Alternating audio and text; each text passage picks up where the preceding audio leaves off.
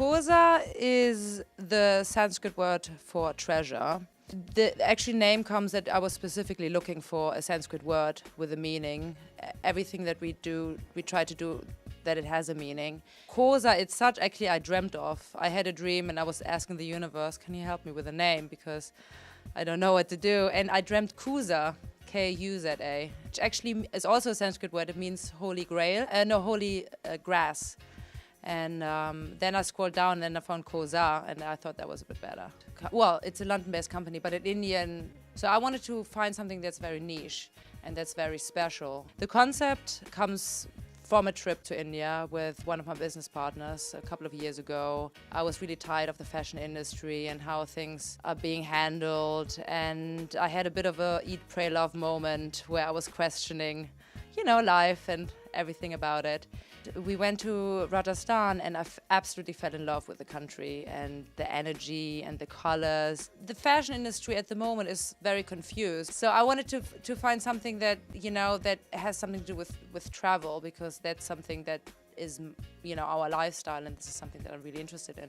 I think ultimately it's about determination, and I'm a woman and I will not be stopped by anybody. So, if you start from that point of view, you're just going to have to work through it. When I was looking for suppliers, I actually met my supplier, who ended up being a woman. And I like that. I like the idea of women in power. I'm not 100% a feminist, but I like the idea of, especially in a country like India where it's so male-dominated. And they actually had a concept in place that was there was a concept that I wanted to do, which is basically training and using. About 10 years ago, this woman, Mukti Datta, she wanted to change that area, because that area in Almora, it's in the mountains, there's a bit of agriculture, but not too much. So either the men go to military, or there's not much work, or they basically just survive.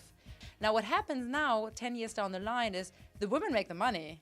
So they have the say. So the entire region around Almora has changed, because the men, they're not the breadwinners, the women are. So dynamics change, which is, it's really amazing. And they do amazing stuff, they build schools, they build hospitals. The whole region has completely developed. So it's amazing. It's really amazing project. Well, the immediate big deal at the moment is to design the next collection. We just literally, I just finished setting the company into place. We're just, sell now the old collections. Now we have to do it all over again. This time now we can actually start to tell stories, because the first season we had to establish sort of symbols to represent actually characters, but we didn't actually tell what they do. We've developed the graphic vocabulary. We're just waiting to get the first fabric developments back. They're coming next week, and we're now designing the collection. So that's sort of the next immediate step. Basically, the goal for the year is to acquire customers, gain visibilities, the collection. Everybody loves the collection, but it's a very tactile. Don't give up.